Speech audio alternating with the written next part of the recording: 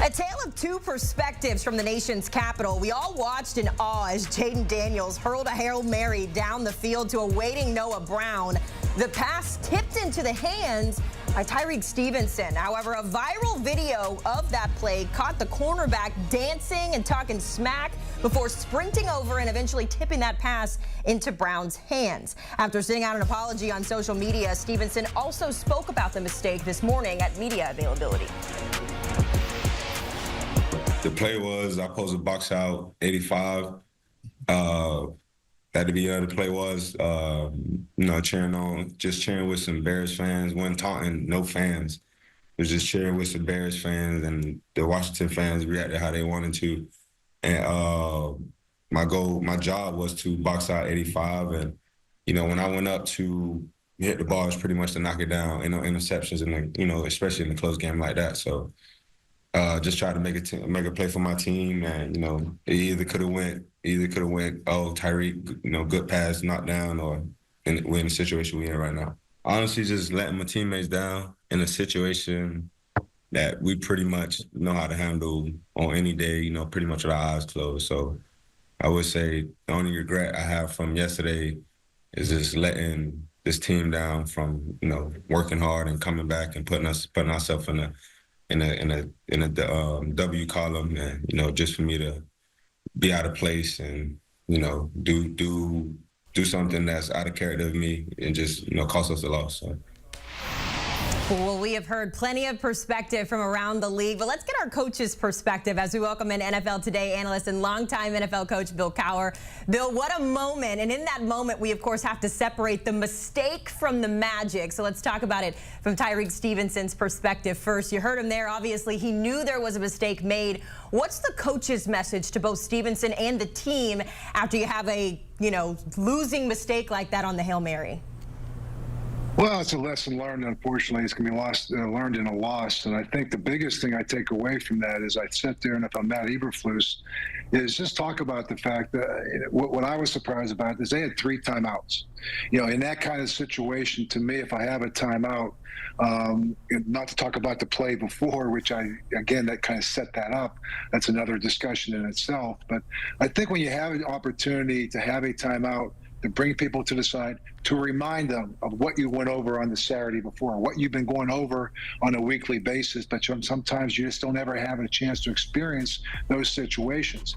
And the other thing about a timeout in that situation, Haley, is you give your chance to pass rushers to get a little bit of a rest and talk about the design of what you want them to do. There's a whole complete design to defending the end of a game play like this, and it's the front end and it's the back end. And honestly, you can say what you want about Tyrique Stevenson, but there's an individual that should be behind him. If his job was indeed to box him out, there's also another individual's responsibility to be as deep as the deepest. You can't let anybody get behind you. So I think there's a lot of breakdowns was there. I don't think it was just him. His got singled out because of what he was doing prior to the snap of the ball. And again, a timeout, I think we're taking the focus off the fans, more on the fact we have to finish this game. Yeah, just so many things that went into getting to that point. Even I love you mentioning the timeouts beforehand, because we could have prevented this, right, if you're Chicago.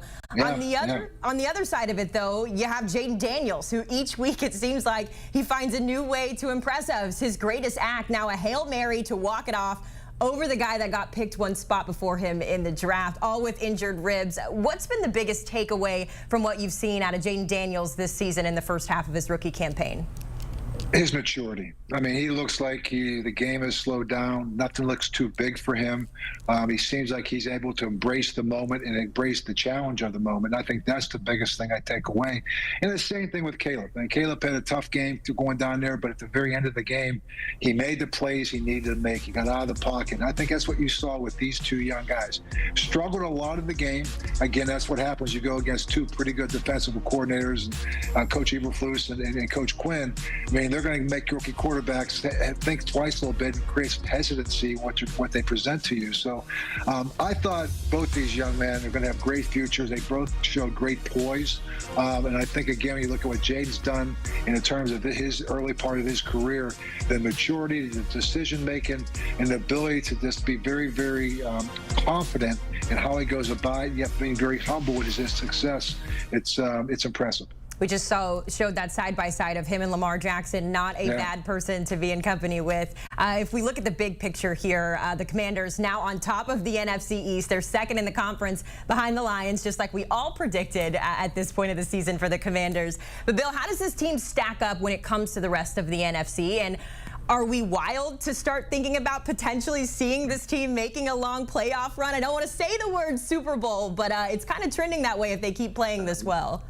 Well, that's the noise that on the outside you can't let leak into the inside, right? So, I mean, I think the biggest thing they've been able to do, and Dan Quinn knows this, it's a process. We're in the middle of the season right now. You're kind of navigating your way through it, finding ways to win like that game they did. Listen, no question, the Washington Commanders played better than the Chicago Bears, but almost lost that game. So it's a great reminder that, you know what, the biggest thing you have to do, look at how they take a Hail Mary to win it.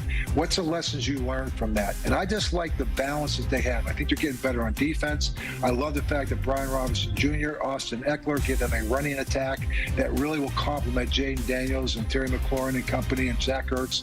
So it's a very, very good defense, and I think we'll get better with Bobby Wagner, Luvu. There's a lot of good things to like about this football team because you like the veteran leadership that's there and the youth and exuberance that you see and how they play on both sides of the ball. Yeah, you mentioned Dan Quinn in there. We got to give him his flowers, of course, in his first head coaching job since being with the Falcons. Obviously, he's making the most of this second chance. Yeah. And very similar to you, DQ went from being a defensive coordinator and then into a head coaching position. Do you see any similarities from how you used to coach to what Dan Quinn is doing right now with the Commanders?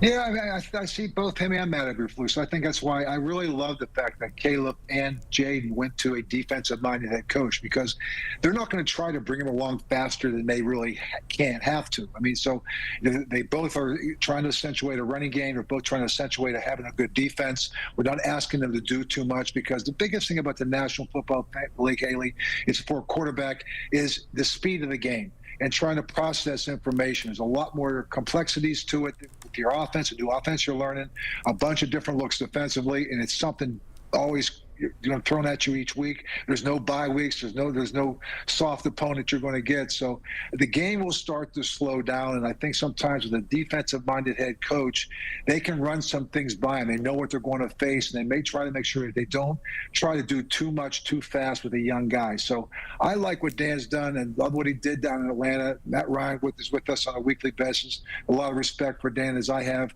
going down to Dallas. He will bring that defense along, and I think, again, with that running game and with the young quarterback that he has, and Cliff Kingsbury's done a great job right now with Jaden.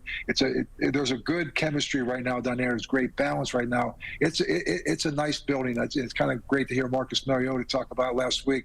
It's fun to come to work in Washington, and it's been a long time since we've been able to say that. Yeah, I was going to say, when's the last time you heard that statement when it comes to the Washington Commanders? Right. Before we wrap up, Bill, I just want to ask you real quick, if you're the head coach in that game and you watch Jaden Daniels throw that Hail Mary, you see the pass come to fruition, what's your reaction on the sideline if you're coaching that play? Well, I would have been I would have called timeout. The one thing, again, I go back to the play before. Jaden Daniels has got a big arm, and the one thing I didn't want to do is give him cheap yardage. So I think getting guys on the line of scrimmage, and more importantly, Jaden Daniels is very elusive. So I wanted to at least call timeout if I have one, just to give my rushers a chance to rush and talk about how we want to kind of keep him in the pocket, not let him be able to walk into that pass. But if I was sitting there and when that pass went off, and listen, I've been a part of Hail Mary plays, and you go back to the 1995 AFC Championship game, you watch Jim Harbaugh, who's coaching for the Chargers, the last play of the game, throw a Hail Mary up, and it fell incomplete. Luckily, it almost landed in the hands of the receiver from the Indianapolis Colts. So there's a moment where it seems like time just slows down, and you can't see that incomplete sign fast enough. And then when you see a guy catch it, I've never done the other end of that. I can only imagine the sick feeling that's in Matt Eberflus's stomach at that point. So it's like you fight for 59 minutes, 59 seconds, and it all comes to fruition in one pass and one play and maybe one blown assignment. So that's the National Football League. You live to fight another day. You learn from it. You move on from it. You don't let it define you. But, man, it sits with you for a while. Man, we've been talking about it all day. We're going to be talking about it for the rest of the week, the month, Yes, the we are. year even. Yeah. What a Yeah. moment. Our resident coach, Bill Cowher, joining us here talking about the amazing finish to that Commanders-Bears game on Sunday. Bill, thanks so much for hopping on HQ with us. Anytime, Haley. You can get more of our coach, Bill Cowher, as well as our entire NFL crew by locking into NFL Today. Every Sunday, 12 o'clock Eastern. Start your football Sunday off on the right foot. 12 o'clock Eastern on CBS and streaming on Paramount+.